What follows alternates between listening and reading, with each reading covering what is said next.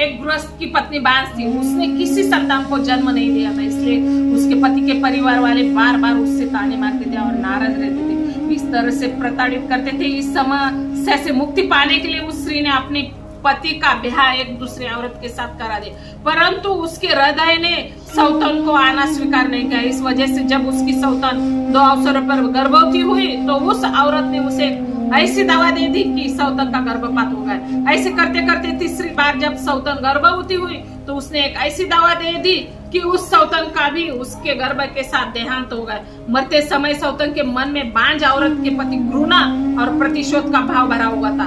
समय बीतता गया, अगले जन्म में उन दोनों में दुश्मनी का सिलसिला जारी रहा। किसी जन्म में पहली औरत दूसरी से बदला लेती तो उसके प्रति उत्तर में अगले जन्म में दूसरी औरत पहली से बदला ले लेती। इस प्रकार भिन्न योनियों में जन्म लेने के बावजूद उनमें द्वेष का सिलसिला जारी रहा। जन्म जन्मांतर बीत गए, बुद्ध काल आया। बुद्ध काल में उनमें से एक ने श्रावस्ती के एक प्रतिष्ठित धनियों के जन्म लिया और दूसरों ने रक्षिणी बनकर जन्म लिया। वैर का सिलसिला जारी रहा।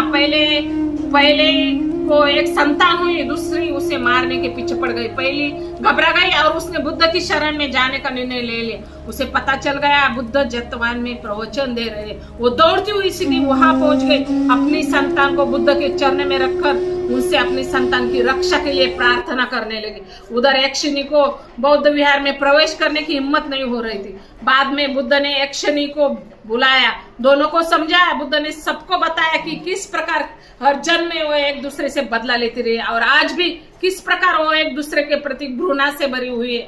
बुद्ध ने समझाया कि इस प्रकार घृणा का अंत घृणा से नहीं होता, बल्कि घृणा से और अधिक घृणा का सृजन होता है। घृणा का अंत प्रेम, दया, करुणा एवं मैत्री से होता है। बुद्ध का उपदेश सुनते ही दोनों ने अपनी गलती स्वीकार की और बुद्ध उपदेश के बाद उनके बीच का कलह समाप्त हो गया। तब बुद्ध ने महिला को आदेश दिया कि वह अपने पुत्र को यक्षिणी के गोद में दे दे।